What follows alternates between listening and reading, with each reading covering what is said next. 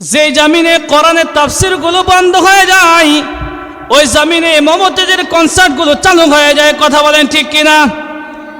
যে জমিনে তাওহীদের দাওয়াত দেওয়া বন্ধ হয়ে যায়, ওই জমিনের মানুষগুলো এমনিতেই শিরকের সঙ্গে লিপ্ত হয়ে যায়। 350 বছর আল্লাহ কোনো পয়গম্বর প্রেরণ করেন নাই। আল্লাহ পাক দেখলেন এই বানি ইসরাইল ঘাড় তেরা জাতিকে সতর্ক করা দরকার। 350 বছর পরে আল্লাহ পাক একজন পয়গম্বর প্রেরণ করেছেন। আল্লাহ পাক পয়গম্বরের নাম নিজে রেখেছেন শামুইল আলাইহিস সালাম। জোরে জোরে বলি সুবহানাল্লাহ।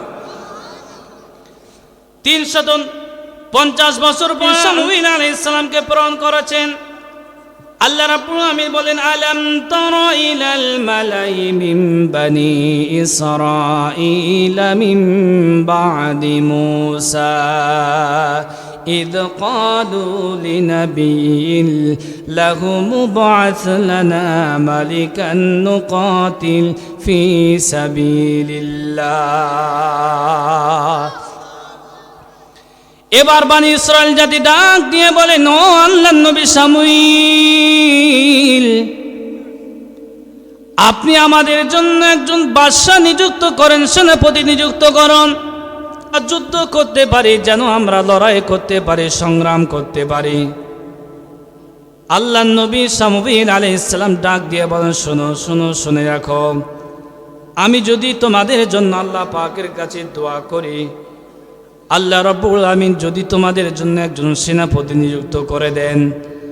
আল্লাহ রাব্বুল আমিনের কাছে দোয়া করলেন, দুহাত তুলে, রাব্বুল আমিন, এই বানি ইসরাইলকে পরিত্রাণ করার জন্য তুমি একজন সেনাপতি নিযুক্ত করে দাও। আল্লাহ রাব্বুল আমিন সেনাপতি নিযুক্ত করে দিলেন। আল্লাহ পাক সেনাপতির নাম নিজে রেখেছেন তালুত। সেনাপতির নাম কি? সেনাপতির নাম আল্লাহ রাব্বুল আমিন নিজে রেখেছেন তালুত। আল্লাহ রাব্বুল আমিন বলেন, ক্বালা হাল আসাইতুম ইন কুতিবা আলাইকুমুল কিতালু আল্লা তুকাতিলু। আল্লাহ নবী শামুইল, আপনি আমাদের জন্য দোয়া করুন, আমরা আর পেরে উঠছি না, আমরা যেন তাদের সঙ্গে যুদ্ধের ময়দানে ঝাঁপিয়ে পড়ি। আল্লাহ নবী শামুইল আলাইহিস সালাম ডাক দিয়ে বলেন, শোনো শোনো, শুনে নাও, আমি যদি আল্লাহ পাকের কাছে দোয়া করি আর আল্লাহ পাক যদি যুদ্ধ ফরজ করে দিন, তোমরা যদি যুদ্ধের ময়দানে না যাও, তাহলে বিষয়টা হিতে বিপরীত হয়ে যাবে। ওই স্বজাতির মানুষ বলতেছে, কেন আমরা লড়াই করব না, কেন আমরা যুদ্ধ করব না, কেন আমরা সংগ্রাম করব না? আল্লাহ পাক বলছেন, ওয়াকাদ উখরিজিনা মিন দিয়ারিনা ওয়া আবনাইনা।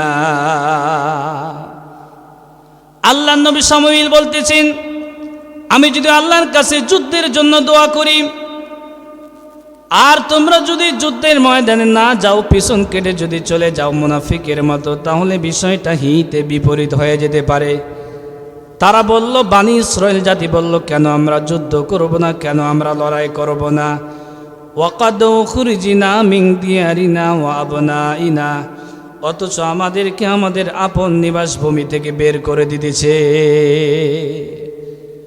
ও মুসলমান, আমি বলতে চাই, আপনাদেরকে যদি আপনাদের কোনো দুষ্কৃতিকারী ধায়নগর থেকে বের করে দেয়, আপনারা যুদ্ধের ময়দানে যাবেন কি যাবেন না? আরো জোরে বলতে হবে। এই পিছনের ভাইরা বলেন, যাবেন কি যাবেন না? দেশ রক্ষার জন্য প্রয়োজনে বুকের তাজা রক্ত ঢেলে দিবে। কথা বলেন ঠিক কিনা? তারা বলল, কেন আমরা যুদ্ধ করব না, কেন আমরা লড়াই করব না, কেন আমরা সংগ্রাম করব না? অথচ আমাদেরকে আমাদের আপন নিবাসভূমি থেকে বের করে দিতেছে, আমাদের সন্তান সন্ততিগুলোকে তারা হত্যা করে ফেলতেছে।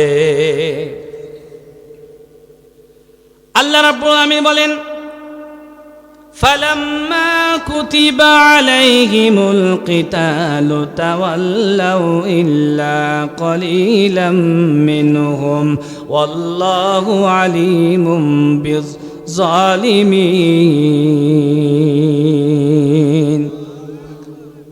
আল্লাহ রাব্বুল আমিন নবীর দোয়ার কারণে যুদ্ধ ফরজ করে দিলেন, যুদ্ধের আয়াত নাজিল করে দিলেন, ঘোষণা করে দিলেন।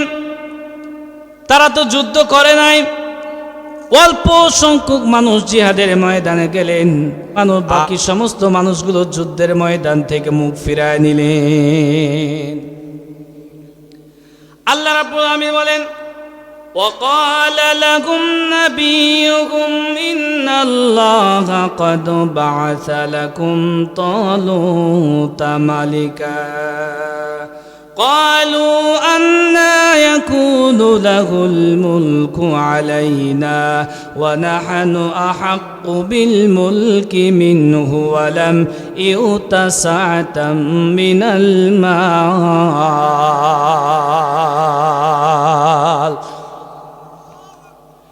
এবার বনি ইসরাইল জাতি সামুয়েল আলাইহিস সালামকে বললেন, আমাদের জন্য একজন সেনাপতি নিযুক্ত করুন।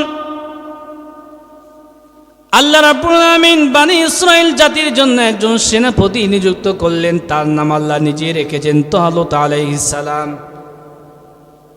এবার বনি ইসরাইল জাতি সাইয়্যিদুনা সামুয়েল আলাইহিস সালামকে বলতেছেন, ও আল্লাহর নবী সামুয়েল, আপনি আমাদের জন্য এমন একজন ব্যক্তিকে সেনাপতি নিযুক্ত করেছেন, বাদশা হিসাবে নিযুক্ত করেছেন, সম্পদের প্রাচুর্যের দিক থেকে আমাদের এলাকার সবচাইতে গরিব, একেবারে গরিব মানুষ, কেন তাকে আমাদের জন্য মুসলিম সেনাপতি নিযুক্ত করেছেন? ওয়ানাহনু আহাক্কু বিল মুলকি মিনহু ওয়া লাম ইউতা সাআতাম মিনাল মাল, তার চাইতে আমরাই বেশি অধিকতর হকদার বাদশাহর। আল্লাহ রাব্বুল আমিন ডাক দিয়ে বলেন, পৃথিবীবাসী শুনে রাখো, শুনে রাখো, সম্পদ আর টাকা পয়সার প্রাচুর্য আর ক্ষমতা থাকলে নেতা হওয়া যায় না। নেতা হওয়ার জন্য দুইটা বৈশিষ্ট্য আল্লাহ পাকের পক্ষ থেকে পাওয়া প্রয়োজন, ঠিক কিনা? এক নাম্বার বৈশিষ্ট্য ফিল ইলম, আল্লাহ রাব্বুল আমিন সাইয়্যিদুনা তালুত আলাইহিস সালামকে ইলমের গভীরতা দান করেছেন। আর দুই নম্বরে ওয়াল জিসমি, সাইয়্যিদুনা তালুত আলাইহিস সালামকে দৈহিক শক্তি দ্বারা সমৃদ্ধ করেছে। আছে বাংলার জমিনে এমনও নেতা আছে, এমনও নেতা নেত্রী আছে, শরীর চলে না, অথচ 1999টা মিথ্যা কথা বলে। কথা বলেন ঠিক কিনা? এই শয়তানদের কারণে আজ বাংলাদেশের দুরবস্থা। কথা বলেন ঠিক কিনা? আল্লাহ রাব্বুল আমিন সেনাপতি নিযুক্ত করে দিলেন, তিনি নিজে থেকেই তালুতকে আমাদের জন্য নির্বাচিত করেছেন। আর আল্লাহ নবী সামুয়েল ডাক দিয়ে বলেন, আমি নিজে থেকেই তালুতকে তোমাদের জন্য সেনাপতি নিযুক্ত করে নাই, তোমাদের জন্য সেনাপতি নিযুক্ত করেছেন তালুতকে আল্লাহ পাক রব্বুল আলামিন। তারা বলল, কিছু নিদর্শন দেখান, তালুত যে আমাদের জন্য সেনাপতি হবেন, মুসলিম সেনাপতি হবেন, আল্লাহ যে তাকে মনোনীত করেছেন, কিছু নিদর্শন আমাদেরকে দেখান। আল্লাহ রাব্বুল আলামিন কোরআনের ভিতরে কোট করে জানায় দিয়েছেন। আল্লাহ পাক বলেন, ওয়াকালা লাকুম নাবিয়ুহুম ইন্না আয়াতা মুলকিহি আয়াতিয়াকুমুত তাবুতু ফিহি সাকিনাতুম মির রাব্বিকুম। জোরে জোরে বলি আল্লাহু আকবার। আল্লাহ নবী সামুয়েল আলাইহিস সালাম বলতেছেন, তিনি যে তোমাদের জন্য মুসলিম সেনাপতি, প্যালেস্টাইন জেরুজালেমের মানুষগুলো তোমাদের সঙ্গে যুদ্ধ করে তোমাদের পবিত্র সিন্দুক, ওই সিন্দুক তারা চুরি করে নিয়ে চলে গিয়েছিল। হযরতে তালুত আলাইহিস সালামের মাধ্যমে তাদের সাথে আবার তোমাদের যুদ্ধ হবে। ওই যুদ্ধের মাধ্যমে পবিত্র সিন্দুক আবার তোমাদের মাঝে ফিরে আসবে।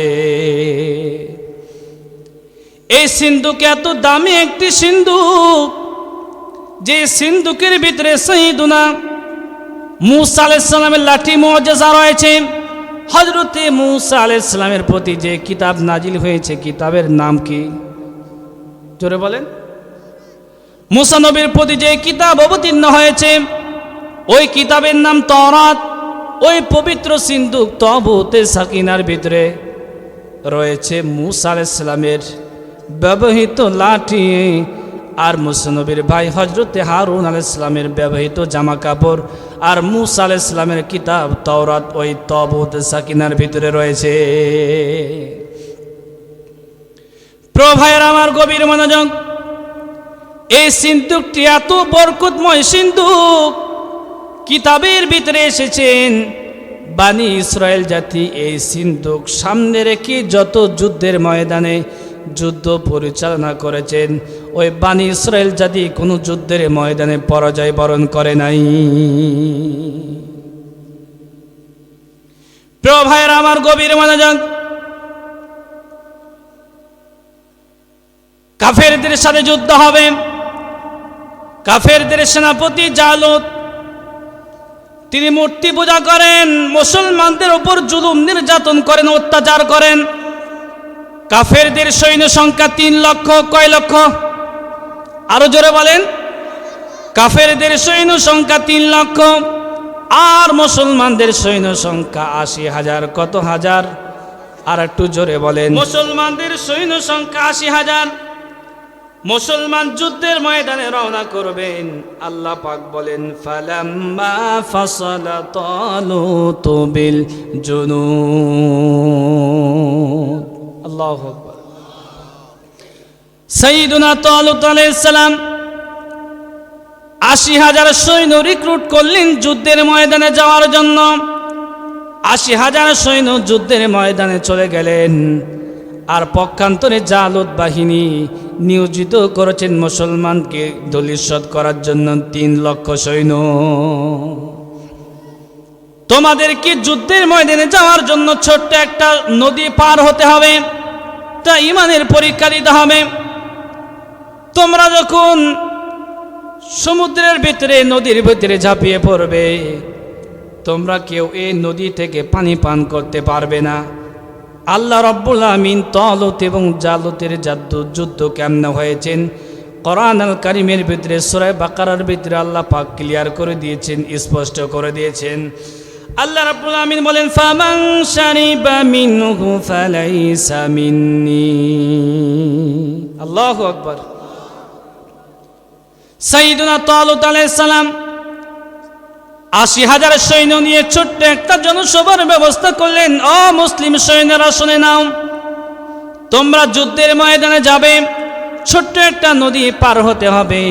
এই নদীর মাধ্যমে আল্লাহ পাক তোমাদেরকে পরীক্ষা করবেন। কেমন পরীক্ষা করবেন? মুসলমান, গভীর মনোযোগ। তোমরা যখন নদীর ভিতরে ঝাঁপিয়ে পড়বে, তা খরার সময় রোদের তাপে মাথা যেন ছাতিগুলো শেষ হয়ে যাবে, পিপাসায় কলিজাগুলো ফেটে চৌচির হয়ে যাবে। তোমরা পানিতে ঝাঁপিয়ে পড়বে, খবরদার তোমরা কেউ পানি পান করতে পারবে না। আল্লাহ পাক বলছেন, ফামান শারিবা মিনহু ফালাইসা মিন্নি। এই নদী থেকে তোমরা যদি পানি পান করো, তোমরা আমার দলভুক্ত হতে পারবে না। আল্লাহ পাক পর আয়াতে বলছেন, ওয়া মান লাম ইয়াতআমুহু ফাইন্নাহু মিন্নি ইল্লা মান ইগতারাফা গুরফাতাম বিয়াদি ফাশারিবু মিনহু ইল্লা কলিলাম মিনহুম। জোরে জোরে বলি আল্লাহু আকবার। আল্লাহর নবী সামুয়েল ডাক দিয়ে বলেন, শুনে নাও, শুনে নাও, তোমরা যদি এমনটি হয়ে যায়, জীবন চলে যাওয়ার উপক্রম হয়ে যায়, তোমরা এই নদী থেকে হাতের এক চিবুক নিয়ে সামান্যতম পানি পান করবে। এর বেশি তোমরা যদি পানি পান করো, তোমার আমার 80,000 সৈন্যের ভিতরে অনেকেই ছিল, অধিকাংশই ছিল মুনাফিক। এই মুনাফিকরাই যুগে যুগে কালে কালে ইসলামের সর্বনাশ করেছে। কথা বলেন ঠিক কিনা? আজও মুনাফিকদের কারণে ইসলামের সর্বনাশ হচ্ছে। কথা বলেন ঠিক কিনা? এই মুনাফিকরা চিন্তা করলো, সন্ধ্যা উত্তীর্ণ হয়ে গেছে, এই যে দরিয়ার ভিতরে, নদীর ভিতরে ঝাঁপিয়ে পড়বো, আমরা ডুব মেরে পানি পান করব, মুসলিম সেনাপতি দেখবে না। সন্ধ্যা উত্তীর্ণ হওয়ার পরে তারা যদি ডুব মেরে নদী থেকে পানি পান করে, মুসলিম সেনাপতি দেখবে না, দেখবেন একজন, তিনি আমার আল্লাহ। চেয়ারম্যান মেম্বার থেকে বাজেট এসেছে, খাটের ভিতরে গোটা তেলের গোডাউন তৈরি করেছে, কেউ না দেখলে একজন দেখবে কে? কেউ না দেখলে একজন দেখবে, তিনি আমার আল্লাহ। প্রিয় ভাইরা আমার, গভীর মনোযোগ। মুনাফিকরা চিন্তা করল আমরা ঝাঁপিয়ে পড়ব, এই নদী থেকে পানি পান করব, মুসলিম সেনাপতিও দেখবে না। মুসলিম সেনাপতি না দেখলে দেখবে একজন, তিনি আমার আল্লাহ। আল্লাহ রাব্বুল আমিন মুনাফিকদের অন্তরে পানি খাওয়ার নেশা এত গুণে বাড়ায় দিলেন, পানি কেঁদে কেঁদে এক একজন 3 মণ 4 মণ 5-7 মণ, তাফসীর ইবনে কাসিরের বর্ণনা 5-7 মণ করে পানি পান করে ফেলল।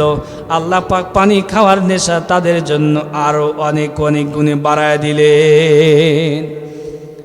পানি খেতে খেতে তারা শেষ হয়ে গেল, পার হতে পারে না, এখানে তারা মৃত্যুবরণ করলাম। ওই 80,000 সৈন্যের ভিতরে সাইয়্যিদুনা তালুত আলাইহিস সালাম ওপরে গিয়ে গণনা করে দেখলেন 80,000-এর ভিতরে অবশিষ্ট রয়েছে মাত্র 313 জন।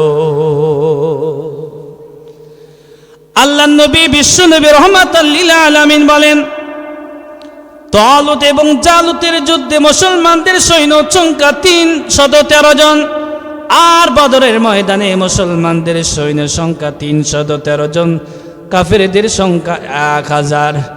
ও মুসলমান, মুসলমান কখনো সংখ্যার আধিক্যতা দিয়ে জয় করে নাই।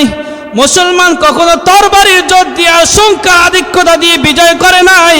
মুসলমান বিজয় করেছে ঈমান ও ঈমানের ওপর বলিয়ান হয়ে। কথা বলেন ঠিক কিনা? আজ পৃথিবীতে 200 কোটি মুসলমানের কোনো প্রয়োজন নাই। সুলতান সালাউদ্দিন আইয়ুবী, মোহাম্মদ বিন কাসিমা, তারেক বিন জিয়াদের মতো, মুসলিম সেনাপতি হযরত উমরের মতো ময়দানে 313 জন মরতে মুজাহিদ যদি বাংলার জমিনে পৃথিবীতে থাকতো, পৃথিবীর কোন রাম আর বাম, ইহুদি, খ্রিস্টান, হিন্দু, বৌদ্ধ, নাসারা মুসলমানদের দিকে চোখ রাঙা তাকাতে পারত না। ও মুসলমান, ইমানে পাওয়ার আমরা ভুলে গেছি। ইমানের পাওয়ার যদি মুসলমানের থাকে, আবারও মুসলমান সারা পৃথিবী বিজয় করবে, ঠিক কিনা? প্রিয় ভাইয়ের আমার, আমি যে কথা বলছিলাম, যুদ্ধ করার জন্য আর যুদ্ধের ময়দানে পরাজয় বরণ করার জন্য আর জয় হওয়ার জন্য সংখ্যার আধিক্যতা কোনো প্রয়োজন নাই। প্রয়োজন হলে ইমান। কথা বলেন ঠিক কিনা? মুতার যুদ্ধের কথা কি আপনি শোনেন নাই? বাইতুল মুকাদ্দাসের অদূরে মুতার প্রান্তরে মুতার যুদ্ধ হবে। মুসলমানদের সৈন্য সংখ্যা মাত্র 3000, ওই দিকে কাফেরদের সৈন্য সংখ্যা 2 লক্ষের অধিক। কত? আরো জোরে বলেন। আমার কথা কি বোঝা যায়? আমার কথা বোঝা যায়? মুতার প্রান্তরে যুদ্ধ হবে। মুসলমানদের সৈন্য সংখ্যা মাত্র 3000, পক্ষান্তরে কাফেরদের সৈন্য সংখ্যা 2 লক্ষের অধিক। আল্লাহ নবী রাহমাতাল লিল আলামিন জিহাদের ময়দানে সেনাপতি নিযুক্ত করেছেন 3 জন। কয়জন? মসজিদে নববীতে সেনাপতি নিযুক্ত করা হবে। আল্লাহ নবী রাহমাতাল লিল আলামিন ডাক দিয়ে বলেন, 1 নম্বরের সেনাপতির দায়িত্ব পালন করবে আমার পালক পুত্র যায়েদ। কোথায় দাঁড়ায় গেলেন? হুজুর, আমি কি ভুল বলতেছি? 1 নম্বর হুজুর আমার পাশে বসে আছেন। হুজুর আমাকে হাতে গুনে পড়ায় দিয়েছেন ক খ গ ঘ এ বি সি ডি আলিফ বা তা সা। হুজুরের দোয়া নিয়ে সারা পৃথিবী ভ্রমণ করে বেড়াচ্ছে কোরআনের ময়দানে। হযরতে যায়েদ রাদিয়াল্লাহু তাআলা আনহু দাঁড়ায় গেলেন। ও মুসলমান, আমি এটা বোঝাতে চাচ্ছি, যুদ্ধের ময়দানে সংখ্যার আধিক্য, যুদ্ধের ময়দানে প্রয়োজন হলো ঈমান। নবীজি ডাক দিয়ে বলেন, যায়েদ যদি শহীদ হয়ে যায়, 2 নম্বরের সেনাপতির দায়িত্ব পালন করবে আমার চাচাতো ভাই জাফর বিন আবি তালিব। কোথায়? তিনিও দাঁড়ায় গেলেন। নবীজি বলেন, আমার চাচাতো ভাই জাফর বিন আবি তালিব যদি শহীদ হয়ে যায়, 3 নম্বরের সেনাপতির দায়িত্ব পালন করবে আমার সাহাবী আব্দুল্লাহ বিন রাওহা। কোথায়? তিনিও দাঁড়ায় গেলেন। নবীজি ডাক দিয়ে বলেন, ও সাহাবীরানে, তোমরা চলে যাও যার যার বাড়িতে গিয়ে মা বাবা, স্ত্রী, পুত্র, আত্মীয় স্বজনের থেকে শেষবারের মতো বিদায় নিয়ে এসো। কেননা এই জিহাদের পর থেকে আর কোনোদিন তোমাদের পরিবারের সাথে আর দেখা হবে না। মুসলমান, দিলের কান দিয়ে আলোচনা শুনুন, দিলের কান দিয়ে আলোচনা শুনুন। নবী ও নবীর সাহাবীরা জানেন গেলেই জীবন দিতে হবে, যুদ্ধের ময়দান থেকে ফেরা যাবে না। এরপরও যুদ্ধের ময়দানে যাওয়ার জন্য কেমন অনুপ্রেরণা। মুসলমান, আমি জানতে চাই যুদ্ধ পরিচালনার জন্য সেনাপতি লাগে কয়জন? আরো জোরে বলেন, পিছন থেকে বলেন। যুদ্ধের ময়দানে যুদ্ধ পরিচালনা করার জন্য সেনাপতি লাগে একজন। নবীজি 3 জনের নাম ঘোষণা করেছেন। এর মানে হলো মুতার প্রান্তরে 3 জন সেনাপতি এক এক করে শহীদ হয়ে যাবেন, এতে কোনো সন্দেহ নাই। আল্লাহর নবী রহমাতাল লিল আলামিন বিদায় করে দিলেন। হযরতে যায়েদ রাদিয়াল্লাহু তাআলা আনহু নবীর তায়েফের সফর সঙ্গী ছিলেন হযরতে যায়েদ রাদিয়াল্লাহু তাআলা আনহু। ডাক দিয়ে বলি, ইয়া রাসূলুল্লাহ, ইয়া হাবিবাল্লাহ, আমার মা আয়েশা ঘরে বসে শুনেছে, আর আপনি আমার বাবা অর্ডার করেছেন, আমার তো বাড়ি যাওয়ার কোনো প্রয়োজন নাই। হযরতে যায়েদ রাদিয়াল্লাহু তাআলা আনহু বাড়ি যান নাই। 2 নম্বর সেনাপতি বিশ্বনবীর চাচাতো ভাই জাফর বিন আবি তালিব বাড়িতে চলে গেলেন। স্ত্রী রান্না বান্না করতেছিলেন। ডাক দিয়ে বলে, প্রাণের স্ত্রী দাঁড়াও, কিছু সময়ের জন্য রান্না বন্ধ করো। আল্লাহর নবী আমাকে জিহাদের ময়দানে 2 নম্বরের সেনাপতির দায়িত্ব দিয়েছেন। আমার আগেও একজন আছে, আমার পরেও একজন আছে। প্রিয় ভাইয়েরা আমার, গভীর মনোযোগ। স্ত্রী কান্না আরম্ভ করলেন। ডাক দিয়ে বলে, প্রাণের স্বামী, আল্লাহর নবী আপনাকে জিহাদের ময়দানে সেনাপতি নিযুক্ত করেছেন, আপনাকে আমি নিষেধ করতে পারবো না। তবে আমি আল্লাহ পাকের দরবারে 2 হাত তুলে দোয়া করি, আল্লাহ আমার স্বামী জাফরকে গাজী বানায়া তুমি আবার আমার বাড়িতে ফেরায় দিও। হযরতে জাফর বিন আবি তালিব রাদিয়াল্লাহু তাআলা আনহু তরবারির উল্টো পেট দিয়ে স্ত্রীর হাতে মৃত্যু আঘাত করলেন। ডাক দিয়ে বলে, প্রাণের স্ত্রী রে, তুমি উল্টো দোয়া করো না, কেননা তোমার দোয়া আল্লাহ পাকের দরবারে কবুল আর মঞ্জুর হবে না। আল্লাহর নবী আমার 2 নম্বরের সেনাপতি নিযুক্ত করেছেন, আমার আগেও একজন, আমার পরেও একজন। আল্লাহি, আল্লাহর কসম, এই জিহাদের ময়দানে নির্ঘাত আমি শহীদ হয়ে যাব, এতে কোনো সন্দেহ নাই। নবীর চাচাতো ভাই জাফর বিন আবি তালিব রাদিয়াল্লাহু তাআলা আনহু ডাক দিয়ে বলে, স্ত্রী রে, আমি যে পথে যেতেছি আমার সন্তান সন্ততিগুলোকে আল্লাহর রাখে সেই পথে তুমি তৈরি করে দিও।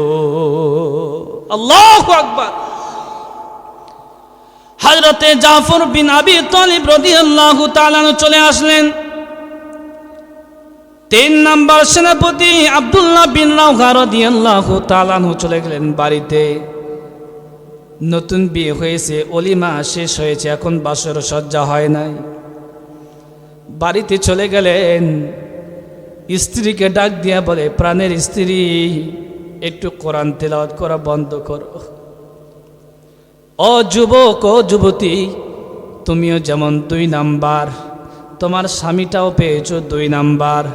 স্বামী যেমন 2 নাম্বার, বর্তমানে যুবক যুবতীরাও 2 নাম্বার। কথা বলেন ঠিক কিনা? আর আজ বাসর রাতে কোরআন তেলাওয়াতের আওয়াজ শোনা যায় না, সেলফির শুধু আওয়াজ শোনা যায়। কথা বলেন ঠিক কিনা? তাহলে ঘরটা কিভাবে ইসলামী ঘর হবে? আজ আমরা দেখেছি তিশার মোস্তাকের বিয়েকে আপনারা দেখেন নাই।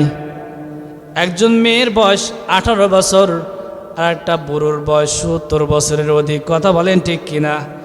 আমি বলতে চাই, বিয়ে করা কোনো দোষের এটা বিষয় নয়, তবে বিয়ে করে অশ্লীলতাকে প্রমোট করতেছ, বাংলার তাওহীদি জনতা এটা কখনোই মেনে নেবে না। আব্দুল্লাহ বিন রাওহা বাড়িতে চলে গেলেন। স্ত্রী কোরআন তেলাওয়াত করতেছেন। ডাক দিয়ে বলে, প্রাণের স্ত্রী, কোরআন তেলাওয়াত করা বন্ধ করো। মুতার প্রান্তরে যুদ্ধ হবে, নবীজি আমার 3 নম্বরের সেনাপতি আমার নাম ঘোষণা করেছেন। আমার আগে আরো বড় বড় 2 জন সাহাবী রয়েছে। স্ত্রী ডাক দিয়ে বলে, প্রাণের স্বামী, আপনাকে কোনোভাবে একবার দেখেছি, আর আমি শুনেছি আপনি মদিনার সুদর্শন একজন পুরুষ।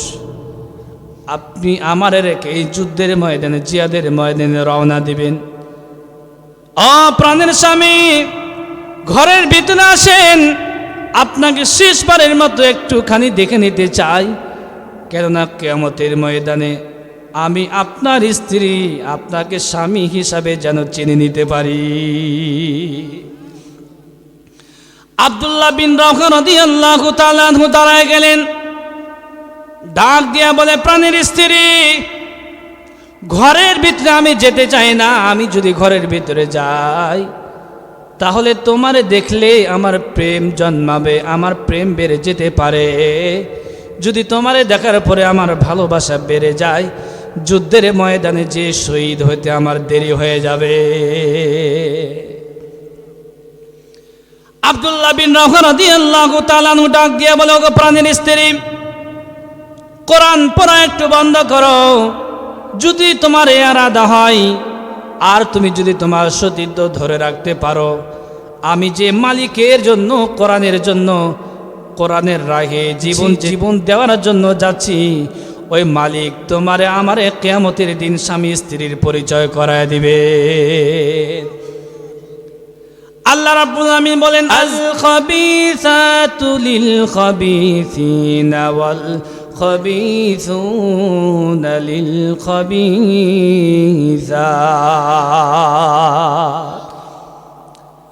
মুসলমান আব্দুল্লাহ বিন রাওহা কেমন সাহাবী ছিলেন, তার স্ত্রী কেমন সতী সাধবী নারী। বাসর সজ্জার রাত্রি, ফুল সজ্জার রাত্রি কোরআন তেলাওয়াত করতেছেন। আপনিও যেমন ডুপ্লিকেট স্ত্রী পেয়েছেন, তেমন ডুপ্লিকেট বিয়ের আগে 14 জায়গায় রিলেশন করেছেন, 14টা নারীর সঙ্গে ঘর সংসার করেছেন, 14টা নারীর সঙ্গে আপনি রাত কাটিয়েছেন। বিয়ের রাতে মনে করতেছেন আপনি মনে হয় কচি খোকা মেয়ে পেয়ে গেছেন, ঠিক কিনা? আপনি ঠিক যেমনটাই মনে করতেছেন। বিয়ের আগে 14 জায়গায় লাইন দিয়েছেন, আপনার স্ত্রীও বিয়ের আগে 20 জায়গায় লাইন দিয়েছে। আপনার স্ত্রীও মনে করতেছে আমি মনে হয় খোকা একটা স্বামী পেয়ে গেছে, ঠিক কিনা? কিন্তু আপনি কি কোরআনের আয়াত ভুলে গেছেন? আল খাবিসাতু লিল খাবিসিন ওয়াল খাবিসুনা লিল খাবিসাত। খবিস পুরুষের জন্য আল্লাহ খবিস নারী রেখে দিয়েছেন। আত-তাইয়্যিবাতু লিত-তাইয়্যিবিনা ওয়াত-তাইয়্যিবুনা লিত-তাইয়্যিবাত। আর পবিত্র পুরুষের জন্য আল্লাহ পবিত্র নারী বরাদ্দ রেখেছে। ও মুসলমান, আপনি যদি, ও যুবক যারা এখনো বিয়ে করো নাই, তুমি যদি পবিত্র হয়ে থাকো, আল্লাহর রাহে তুমি আল্লাহর জন্য ধরে রাখতে পারো, ইউসুফ নবীর মতো চরিত্র যদি তুমি নষ্ট না করো, আল্লাহর কসম তোমার জন্য সতী সাধবী নারী বরাদ্দ রেখেছে। তারা এখানে যতজন যুবক উপস্থিত হয়েছেন আর যারা বিয়ে করেছেন, আপনাদের পায়ে হাত ধরে বলি, স্ত্রীর সাথে কখনোই উঁচু গলায় কথা বলবেন না, স্ত্রীর গায়ে হাত উত্তোলন করবেন না। আপনি কি জানেন না কেন আপনি স্ত্রীর গায়ে হাত উত্তোলন করবেন? একজন বাবা 20 বছর 25 বছর তেল কাজল দিয়ে কত কষ্ট করে কলিজার টুকরা মেয়েকে মানুষ করেছে, জীবনে একটিবারের জন্য মেয়ের গায়ে হাত উত্তোলন করে নাই। আপনি একটা কলিজার টুকরা মেয়েকে নিয়ে আসার পরে কেন একটু তরকারিতে রান্না বেশি হয়ে গেছে বা ঝাল বেশি হয়ে গেছে বা একটুখানি লবণ বেশি হয়ে গেছে, কেন তার উপর লাঠি টাচ করেন? হারাম। আর মা বোনেরা যারা আছেন, আপনাদের কাছে আমার উদাত্ত আহ্বান, আপনি যদি জান্নাতি নারী হতে চান, খবরদার খবরদার স্বামীর মুখে মুখে তর্ক করবেন না। আপনি কি জানেন না, আম্মা জান আয়েশার কথা কি আপনি শুনেন নাই? স্বামীর খেদমত করার কারণে আল্লাহ পাক আম্মা জান খাদিজাকে সালাম দিয়েছেন, ঠিক কিনা? যুবক আর যুবতী যারা আছেন সবাইকে আমার উদাত্ত আহ্বান, যুবকেরা খবরদার স্ত্রীর সঙ্গে খারাপ ব্যবহার করবে না। আর মা বোনেরা যারা আছেন, স্বামীদের হালাল কথায় আপনি অবশ্যই সাড়া দেবেন। স্বামী যদি আপনার হালাল কথায় ডাক দেয়, আপনি যদি সাড়া না দেন, অবশ্যই আপনার স্বামীটা পরকীয়ায় লিপ্ত হয়ে যাবে। প্রিয় ভাইয়েরা আমার, প্রিয় বোনেরা আমার, আল্লাহ নবী রহমাতাল লিল আলামিনকে মেরাজ সফর করিয়েছেন। অধিকাংশ মেয়েরা কেন জাহান্নামে যাবে? স্বামীদের অবাধ্য হওয়ার কারণে। আল্লাহ নবী বিশ্ব নবী রহমাতাল লিল আলামিন মেরাজের সফরে জান্নাতের ভিতরেও কি মেরে দেখেছেন, জাহান্নামের ভিতরেও কি মেরে দেখেছেন?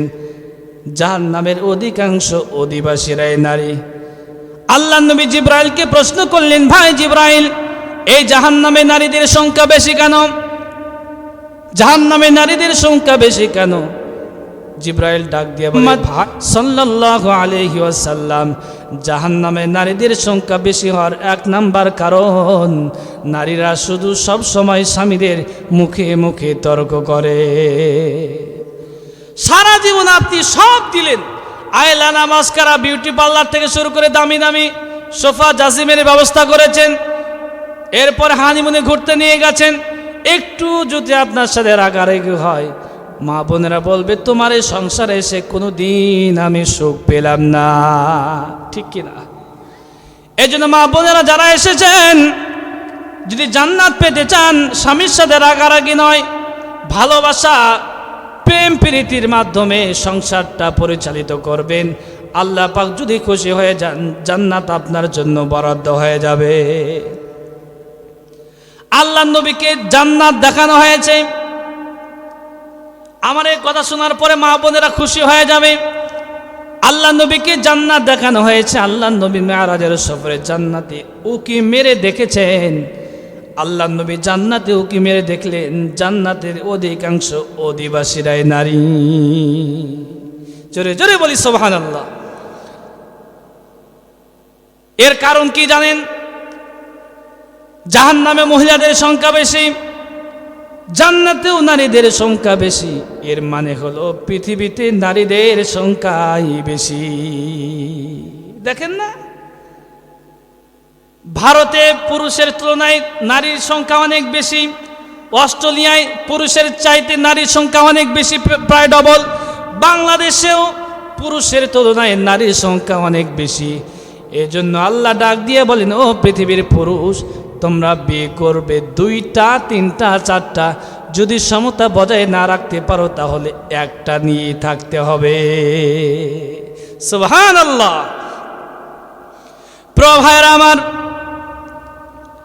আমরা যারা কোরআন শুনতে এসেছি, 3 জন সাহাবী রিক্রুট করা হলো যুদ্ধের ময়দানে, তারা চলে যাবেন। আল্লাহ নবী বিশ্ব নবী রহমাতাল লিল আলামিন নির্দিষ্ট একটা দূরত্ব পর্যন্ত সাহাবায়ে কেরামকে বিদায় করে দিলেন।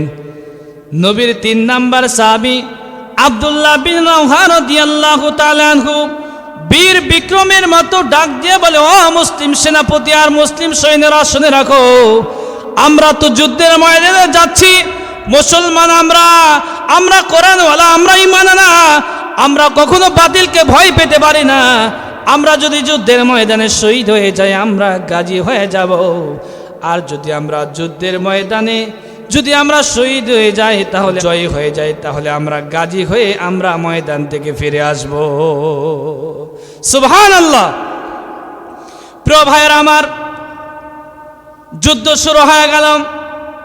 মুসলমানদের সংখ্যা মাত্র 3000। কয় হাজার? আর একটু জোরে বলেন। মুসলমানদের সংখ্যা মাত্র 3000, আর কাফেরদের সৈন্য সংখ্যা 2 লক্ষের অধিক। তাদের সঙ্গে যুদ্ধ শুরু হয়ে গেল।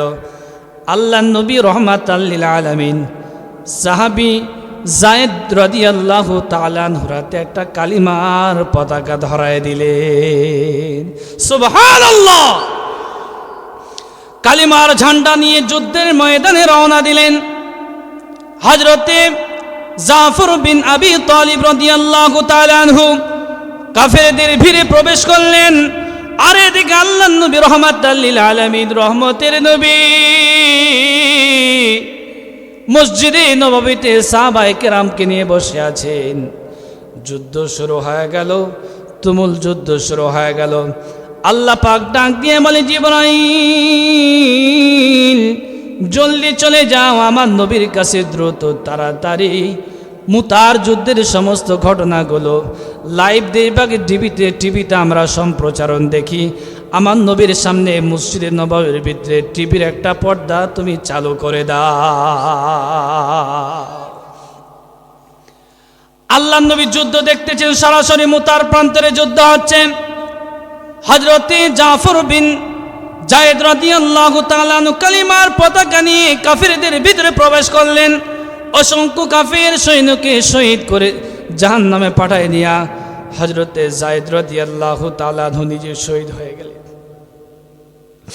আল্লাহ নবী মসজিদ নববী থেকে যুদ্ধের দৃশ্য দেখতেছে, আর দুই চোখ বেয়ে পানি পড়ে জামা মোবারক দাড়ি মোবারক ভেজে যায়। আল্লাহ নবী বলতেছেন, ও সাহাবীরা দেখো দেখো, আমার সাহাবী আমার পালক পুত্র যায়েদ রাদিয়াল্লাহু তাআলা আনহু কাফেরদের ভিতরে প্রবেশ করে যুদ্ধ করতে করতে তিনিও শহীদ হয়ে গেলেন। কালিমার ঝান্ডা ধরলেন বিশ্বনবীর চাচাতো ভাই জাফর বিন আবি তালিব রাদিয়াল্লাহু তাআলা আনহু। হযরতে জাফর বিন আবি তালিব রাদিয়াল্লাহু তাআলা আনহু কালিমার পতাকা উড্ডীন করে ধরলেন, আর এক হাতে তরবারি নিয়ে কাফেরদের ভিতরে প্রবেশ করলেন। অসংখ্য কাফের সৈন্যকে জাহান্নামে পাঠিয়ে দিলেন। জাফর বিন আবি তালিব রাদিয়াল্লাহু তাআলা আনহু ডান হাতে আঘাত করলেন, ডান হাতখানা খচে পড়ল। আর একটা তরবারির আঘাত করলো বিন আবি তালিবের বাম হাতে, বাম হাতখানা খসে পড়ল। হযরতে জাফর বিন আবি তালিব রাদিয়াল্লাহু তাআলা আনহু কালিমার পতাকা, ইসলামের পতাকা মাটিতে পড়তে দেয় নাই। হযরতে জাফর বিন আবি তালিব রাদিয়াল্লাহু তাআলা আনহু দেহুর সঙ্গে লেগে থাকা দুই হাত দিয়ে কালিমার পতাকা উড্ডীন করে রেখেছেন, মাটিতে পড়তে দেন নাই। প্রিয় ভাইয়ের আমার, গভীর মনোযোগ। আব্দুল্লাহ ইবনে আমর রাদিয়াল্লাহু তাআলা আনহু থেকে বর্ণিত হাদিস কানা, যুদ্ধ শেষ হয়ে গেল। যুদ্ধ শেষ হওয়ার পরে হযরতে আব্দুল্লাহ ইবনে আমর রাদিয়াল্লাহু তাআলা আনহু হযরতে জাফর বিন আবি তালিব রাদিয়াল্লাহু তাআলা আনহুর শরীরে এক নয় দুইখানা প্রায় 90টি তীর হযরতে যায়েদ জাফর বিন আবি তালিবের বুকে বিদ্ধ হয়েছে, এরপরও পিছনে সরে যায় নাই। ও মুসলমান, নবীর সাহাবীরা ঈমানের জন্য কত ত্যাগ স্বীকার করেছেন। ও মুসলমান, নবীর সাহাবীরা ঈমানের জন্য কত ত্যাগ স্বীকার করেছেন। নবীর সাহাবী জাফর বিন আবি তালিবের বুক থেকে এটাই প্রমাণিত হয়, নবী ও নবীর সাহাবীরা ইসলামের জন্য, ঈমানের জন্য বুক দিয়েছেন, কখনো পিঠ দেন নাই। তিনিও শহীদ হয়ে গেলেন। হাদিস শরীফের ভিতরে এসেছে, বুখারী মুসলিমের হাদিস, আল্লাহ রাব্বুল আমিন তার নবীকে লাইভ দেখাচ্ছে মুতার যুদ্ধের সমস্ত ঘটনা। আল্লাহ নবী ডাক দিয়ে বলেন, মদিনাবাসী শুনো, আমার চাচাতো ভাই জাফর বিন ঈদ হয়ে গেছে। সুবহানাল্লাহ।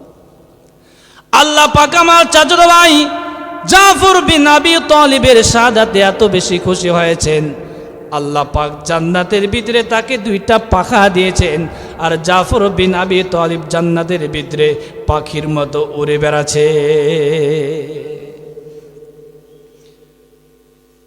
কালিমার পতাকা মাটিতে পড়তে দেয় নাই।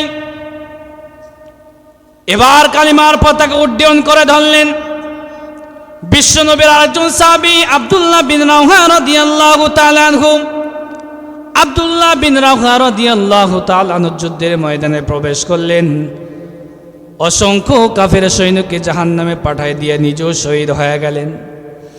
আল্লাহ নবী লাইভ ঘটনা দেখছেন, আর দুই চোখের পানি ধরে রাখতে পারেন না। তুমি যে ডাক দিয়ে বলেন, সাহাবীরা রে তোমরা শুনো, আমার সাহাবী আব্দুল্লাহ বিন রাওহা বাড়িতে নতুন বউ, বাসর সজ্জার ফুল সজ্জার রাত্রি, স্বামী স্ত্রীর সম্পর্ক এখনো ঠিক হয় নাই। জিহাদের ময়দানে কালিমার জন্য, ইসলামের জন্য, কোরআনের পতাকা উড্ডীন করার জন্য আমার সাহাবী আব্দুল্লাহ বিন রাওহা মুতার প্রান্তরে শহীদ হয়ে গেল। কালিমার পতাকা মাটিতে পড়তে দেয় নাই, তিনি শহীদ হয়ে গেল। নবীজি একটা ওয়াদা করেছিলেন, তোমরা তিনজন শহীদ হয়ে গেলে তোমরা একজনকে সেনাপতি বানায় নিবে। চতুর্থ নাম্বার সেনাপতি নিযুক্ত হয়ে গেলেন নিজে নিজেই বিশ্বনবীর একজন সাহাবী খালিদ বিন ওয়ালিদ রাদিয়াল্লাহু তাআলা আনহু। খালিদ বিন ওয়ালিদ রাদিয়াল্লাহু তাআলা আনহু কালিমার পতাকা উড্ডীন করে ধরলেন, কাফেরদের ভিতরে প্রবেশ করলেন। আল্লাহ রাব্বুল আমিন মুসলিম সেনাপতি খালিদ বিন ওয়ালিদ রাদিয়াল্লাহু তাআলা আনহুর মাধ্যমে 2 লক্ষ কাফের সৈন্য আর 300 মুসলমানদের সৈন্য আল্লাহ পাক মুতার প্রান্তরে আল্লাহ মুসলমানদেরকে ঈমানের জন্য বিজয় করে দিলে। মুসলমান বিজয় হয়ে গেল। হযরতে খালিদ বিন ওয়ালিদ রাদিয়াল্লাহু তাআলা আনহু মুতার প্রান্তরে বীর বিক্রমের মতো যুদ্ধ করতে করতে হযরতে খালিদ বিন ওয়ালিদের 9টি তরবারি ভেঙে গিয়েছে, যুদ্ধের ময়দান থেকে পালায় নাই। মুসলমান যেটা বোঝাচ্ছিলাম, মুসলমান কখনো ভয় পেয়ে যুদ্ধের ময়দান থেকে পালায় নাই, কারণ মুসলমান জানে মরলে আমরা শহীদ, বাঁচলে গাজী। কথা বলেন ঠিক কিনা? ও মুসলমানের আদা করতে হবে। যদি এমন সময় সিচুয়েশন তৈরি হয়ে যায়, যদি কোরআনের ময়দানে ডাক আসে, কোরআনের জন্য আব্দুল্লাহ বিন রাওহা রাদিয়াল্লাহু তাআলা আনহুর মতো জীবন দিতে কারা কারা তৈরি আছেন, দোয়া তুলে আল্লাহকে দেখায় দেন। শ্রোতাদের অ্যাটেনশন, শ্রোতারা খুব মন দিয়ে শুনতেছে। কথা বলেন ঠিক কিনা? তালুত এবং জালুতের যুদ্ধ, নদী পার হয়ে চলে গেল।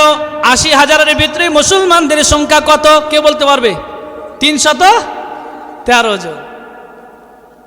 একটিবার কি চিন্তা করেছেন? 80,000 সৈন্য ঈমানের পরীক্ষায় উত্তীর্ণ হয়েছে মাত্র 313 জন। আল্লাহ নবী সাল্লাল্লাহু আলাইহি সাল্লামের আরেকজন নবী সামুয়েল আলাইহিস সালাম বলতেছেন, তোমরা যুদ্ধ করতে পারবে না, তোরা যে মুনাফিক এটা তো আমি আগে থেকেই জানি, যুদ্ধের ময়দানে তোরা যাবি না, তোরা পালিয়ে যাবি। 313 জন যুদ্ধের ময়দানে রওনা দিবেন। এর ভিতরে 11 বছরের একজন বালক রয়েছে, তিনি যেতে দেরি করলেন। মুসলমানদের 312 জন আগে চলে গেছে। 11 বছরের একজন বালক যেতে দেরি করে ফেলেছেন। যুদ্ধের ময়দানে তিনি রওনা দিয়েছেন, দৌড় দিয়েছেন। পিছন থেকে ডাক দিয়ে বলে, দাউদ। হযরতে দাউদ আলাইহিস সালাম পিছনে তাকায় দেখলেন কেউ তো নাই। আবারও ডাক দিয়ে বলে, দাউদ। হযরতে দাউদ পিছনে তাকায় দেখলেন কেউ তো নাই। কার শব্দ? হযরতে দাউদকে আবারও ডাক দিয়ে বলে, দাউদ তুমি কোথায় যাও? হযরতে দাউদ আলাইহিস সালাম পিছন দিকে তাকায় দেখলেন 3টা পাথর শুধু লাফালাফি করে, আর দাউদের সঙ্গে 3টা পাথর কথা বলে। সুবহানাল্লাহ। পাথর ডাক দিয়া বলে, দাউদ তুমি কোথায় যাও? তুমি কি জানো না দুর্ধর্ষ কাফের জালুতের সঙ্গে তোমাদের যুদ্ধ হবে? তাদের অস্ত্র শস্ত্র সুসজ্জিত বাহিনী 2 লক্ষ, আর তোমাদের সংখ্যা মাত্র 313 জন। যুদ্ধের ময়দানে যেতে পারবে না। তুমি তো যুদ্ধ করার জন্য যাচ্ছ, তোমার হাতে ঢাল কই, তরবারি কই, মাল সামানা কই? যুদ্ধ করার জন্য ঢাল দরকার, তরবারি দরকার। একটু জোরে জোরে বলি ঠিক কিনা? পাথর 3টা ডাক দিয়া বলে, ও দাউদ রে, তুমি আমাকে সঙ্গে নিয়ে নাও, যুদ্ধের ময়দানে তোমার কোনো উপকার করবই করবে। একটু জোরে জোরে বলি সুবহানাল্লাহ। হযরতে দাউদ আলাইহিস সালাম 3টা পাথর ব্যাগের ভিতরে তুলে নিলেন, চলে গেলেন তাঁবুর ভিতরে। সন্ধ্যা উত্তীর্ণ হয়ে গেল। আমাদের মতো এত তথ্য প্রযুক্তি ওই সময় ছিল না। আজ থেকে 3500 বছর পূর্বে এত তথ্য প্রযুক্তি ছিল না। রাতের বেলায় যুদ্ধ করার কোনো নিয়ম বা সিস্টেম ওই সময় চালু ছিল না, কারণ ঘোর অন্ধকার। কে কাকে মারবে, শত্রুকে মারতে মারতে হয়তো বা মিত্রকে মেরে ফেলবে, ঠিক কিনা? এই জন্য রাতের বেলায় যুদ্ধ করা যেত না, কারণ ওই সময় লাইট বা বাল্ব বা হরকেল বা মোমবাতির কোনো ব্যবস্থা ছিল না। এই জন্য রাতের বেলায় যুদ্ধ বন্ধ থাকতো। তাঁবুর ভিতরে চলে গেলেন। ডাক দিয়ে বলে, শুনো শুনো, শুনে নাও, আগামীকাল জালুতের সঙ্গে যুদ্ধ হবে। জালুত একজন শয়তান, স্বৈরাচার, আল্লাহদ্রোহী, কোরআনের দ্রোহী, কোরআন দেখতে পারে না, ইসলাম দেখতে পারে না, মুসলমানকে দেখতে পারে না। জালুতের সঙ্গে যুদ্ধ হবে। কে পারবে যুদ্ধের ময়দানে সর্বপ্রথম যাবে? 11 বছরের একজন বালক ডাক দিয়ে বলে, জালুত, তালুত, মুসলিম সেনাপতি, আপনি যদি অনুমতি দেন আমি যুদ্ধের ময়দানে গিয়ে জালুতের সঙ্গে আমি নিজেই মোকাবিলা করব। সুবহানাল্লাহ। সাইয়েদুনা তালুত আলাইহিস সালাম খুশি হয়ে গেলেন। ও মুসলমান, আপনি কি জানেন 11 বছরের একজন বালক তিনি কে? তিনি আর কেউ নয়, তিনি পরবর্তীতে আল্লাহ পাক তাকে পয়গম্বর দান করেছিলেন। তিনি হলেন আল্লাহর নবী দাউদ। দাউদের কণ্ঠ এত ভালো,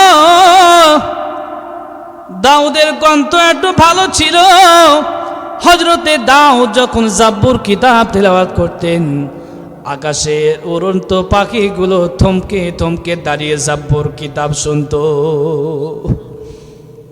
দাউদের কণ্ঠ এত ভালো। দাউদ নবী যখন সমুদ্রের কিনারায় জাব্বুর কিতাব তেলাওয়াত করতেন, সমুদ্রের মাছগুলো কিনারায় বসে বসে জাব্বুর কিতাব শুনত। আর আমরা এমন মুসলমান, কোরআনের তাফসীর হয়, বিভিন্ন ইস্যু দিয়ে 144 জারি করে কোরআনের তাফসীরগুলো বন্ধ করে দিতে চাই। কথা বলেন ঠিক কিনা? আমি বলতে চাই, কোরআন থাকবে, কোরআনওয়ালারাই থাকবে, ইসলাম ছিল আছে থাকবে, আল্লাহ ছিল আছে থাকবে, নবী ছিল আছে থাকবে, কিন্তু তোরা থাকতে পারবি না। কথা বলেন ঠিক কিনা? প্রিয় ভাইরা আমার, হযরতে দাউদ আলাইহিস সালাম যুদ্ধের ময়দানে চলে যাবেন। এমন সময় কাফেরদের সেনাপতি জালুত যুদ্ধের ময়দানে চলে গেলেন। আল্লাহ নবী দাউদ আলাইহিস সালামকে দেখার পরে একটু বিব্রত বোধ করলেন। আরে তুমি কি জানো না, আমার হাতে এত বেশি পাওয়ার কিতাবের ভিতরে এসেছে। কাফেরদের সেনাপতি জালুত এত পাওয়ারফুল, আল্লাহ তাকে এত বেশি শক্তি দিয়েছিলেন, 1000 মানুষকে জালুত একাই যুদ্ধ করে পারত। জালুতের নাস্তা লাগতো একটা উটের খাবার সকালে। জোরে জোরে বলি সুবহানাল্লাহ। জালুত সকালবেলায় নাস্তা করত পুরো একটা উটের গোস্ত দিয়ে। একটু জোরে বলা যাবে নাকি সুবহানাল্লাহ? যে মানুষটি একটা উটের গোস্ত দিয়ে সকালে নাস্তা করে, তার দেহের ভিতরে কত শক্তি হতে পারে। এমন সময় জালুত ডাক দিয়ে বলে, ও দাউদ, তুমি কি আমার নাম শুনে নাই? আমার সামনে কেউ ভয়েতে দাঁড়ায় না। তুমি একজন পিচ্চি বাচ্চা, তোমাকে মেরে আমি আমার মান সম্মান ইজ্জত নষ্ট করতে চাই না। তোমাকে যদি আমি আজকে মারি, আগামীকাল পুরো দেশের ভিতরে এলান হয়ে যাবে এদেশের প্রধান জালুত একটা পিচ্চি বাচ্চাকে যুদ্ধের ময়দানে হত্যা করেছে। এমন সময় আল্লাহর নবী দাউদ ডাক দিয়ে বলে, বেটা চুপ। কি বলতেছে? ডাক দিয়ে বলে, বেটা চুপ। যুদ্ধের ময়দানে কে বড় না কে ছোট, আমি এসেছি যুদ্ধ করার জন্য। পারলে তুই আমারে মারবি, আর আমি পারলে তোরে শায়েস্তা করব। সুবহানাল্লাহ। আল্লাহ নবী দাউদ বলতেছে, তোর সাথে এত কথা বলার কোনো সময় নাই, যুদ্ধ হবে তরবারি দিয়ে। এমন সময় ওই 3টা পাথর ব্যাগের ভিতর থেকে লাফালাফি শুরু করলেন। ডাক দিয়ে বলে, ও আল্লাহর নবী দাউদ, ও আল্লাহর নবী দাউদ, এত কথা বলার প্রয়োজন নাই, ওটাও তরবারি, লাগাও নিশানা। হযরতে দাউদ আলাইহিস সালাম, হযরতে দাউদ আলাইহিস সালাতু ওয়াস সালাম পাথর উঠায় নিলেন। উঠাও তরবারি, লাগাও নিশানা। পাথর নিক্ষিপ্ত করলেন। জালেম বাদশা জালুতের ডান হাতে লেগে গেল। দেহ থেকে ডান হাতখানা ছিন্ন ভিন্ন হয়ে গেল। আর জালুত বাদশা এত জোরে চিৎকার দিলেন, তাঁবুর ভিতরে ঘুমিয়ে থাকা 99,999 জনের ঘুম সঙ্গে সঙ্গে ভেঙে গেল। সুবহানাল্লাহ। জালুত বাদশাহ আল্লাহ নবী দাউদকে মারার জন্য আসতেছে। এমন সময় আর একটা পাথর ডাক দিয়ে বলে, উঠাও তরবারি, লাগাও নিশানা, এত বাস বিচার করার কোনো সময় নাই। আল্লাহ নবী দাউদ আরেকটা তরবারি উঠালেন, এর মানে পাথর উঠালেন, অ্যাটম বোমা। এত বড় পাথর মেরে দিলে অ্যাটম বোমার কাজ করে, ও 14 গোষ্ঠী শেষ, ঠিক কিনা? আর একটা পাথর উঠালেন, নিক্ষিপ্ত করলেন, জালুতের বাম হাতে লেগে গেল, বাম হাতখানা দেহ থেকে ছিন্ন ভিন্ন হয়ে গেল, মাটির সাথে সঙ্গে সঙ্গে মিশে গেল, গলে পচে শেষ হয়ে গেল। জালুত বাদশা এত জোরে চিৎকার মারলেন, তাঁবুর ভিতরে ঘুমিয়ে থাকা 2,99,999 জনের ঘুম সঙ্গে সঙ্গে ভেঙে গেল। আর ঘুমিয়ে থাকতে পারলেন না। বলে, দেখি এত বিকট আওয়াজ কার, এত বিকট আওয়াজ? সৈন্য চলে আসলেন যুদ্ধের ময়দানে। এমন সময় একটা পাথর ডাক দিয়ে বলে, ও আল্লাহ নবী দাউদ, এত বাস বিচার করার কোনো সময় নাই, উঠাও তরবারি, লাগাও নিশানা।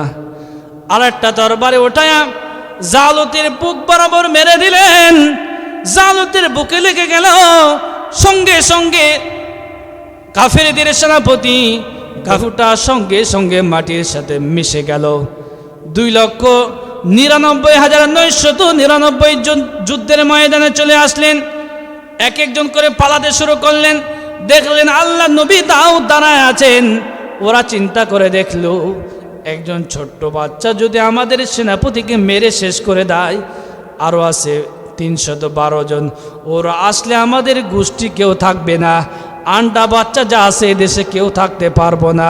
ও মুসলমান, আমি বলতে চাই, এদেশে কোরআনওয়ালা, ইসলামওয়ালা, নবীওয়ালা, আল্লাহওয়ালা, মসজিদওয়ালা, মাদ্রাসাওয়ালাদের ওপর যে জুলুম নির্যাতন চলতেছে বর্তমানে যারা আছে, ওরা যদি এখানে না থাকতে পারে, ওদের আন্ডা বাচ্চা কেউ এদেশে থাকতে পারবে না। প্রিয় ভাইয়ের আমার, শেষ হয়ে গেল, তারা পালায় গেল। আল্লাহ রাব্বুল আলামিন যুদ্ধের ময়দানে মুসলমানকে বিজয় করলেন। হযরতে দাউদ আলাইহিস সালাম একটা দোয়া বলেছিলেন, দোয়াটা জানার দরকার আছে না নাই? দাউদ আলাইহিস সালাম বলছেন, রব্বানা আফরিগ আলাইনা। ইমাম সাহেবরা প্রতি 5 ওয়াক্ত নামাজে দোয়াটা বলে, কিন্তু মুসলমান এই দোয়া বলে, কিন্তু এই দোয়ার মর্মার্থ কি, দোয়া কেন বলে, কোথায় বলা হয়েছে, এটা আমরা জানি না। সবাই আমার সঙ্গে তিলাওয়াত করুন, রব্বানা আফরিগ আলাইনা সাবরান ওয়া সাব্বিত আকদামানা ওয়ানসুরনা আলাল কওমিল কাফিরিন। আল্লাহু আকবার। হযরতে দাউদ নবী দোয়া করতেন, আল্লাহ রব্বানা আফরিগ আলাইনা সাবরান, আয় আল্লাহ, আপনার প্রতি আমাকে সবর ধারণ করার তৌফিক দান করুন। ওয়াসাব্বিত আকদামানা, কদমের বহুবচন আকদাম, আর আমার পা দুইখানা আপনার পথে আপনি অবিচল রাখুন, যাতে করে আমার পা ফসকে বাতিল দিকে চলে না যাই। ও মুসলমান, আমি শেষ কথা বলতে চাই। আজকের আলোচ্য বিষয় ছিল যুদ্ধের ময়দানে মুসলমানদের বিজয়। কথা বলেন ঠিক কিনা? আজকের আলোচ্য বিষয় ছিল যুদ্ধের ময়দানে মুসলমানদের বিজয়। যুদ্ধের ময়দানে আল্লাহ পাক মুসলমানদেরকে ইমানের বলে বলিয়ান হওয়ার কারণে প্রতিটি জিহাদের ময়দানে মুসলমানকে বিজয় দিয়েছে। বদর হলো কত? 622 খ্রিস্টাব্দে 200 হিজরি। উহুদ হয়েছে 625, খন্দক হয়েছে, হুনাইন হয়েছে, মক্কা বিজয় হয়েছে। যারা কোরআনের বিরোধিতা করেছে ওরা ধূলিসাৎ হয়েছে। নবীর কোরআনের আওয়াজকে মক্কার জমিনে বন্ধ করতে পারে নাই। যারা কোরআন ওলাদের ওপর জুলুম নির্যাতন করেছে, যুগে যুগে কালে কালে ওরাই লাঞ্ছিত, অপমানিত আর অপদস্থ হয়েছে, ঠিক কিনা?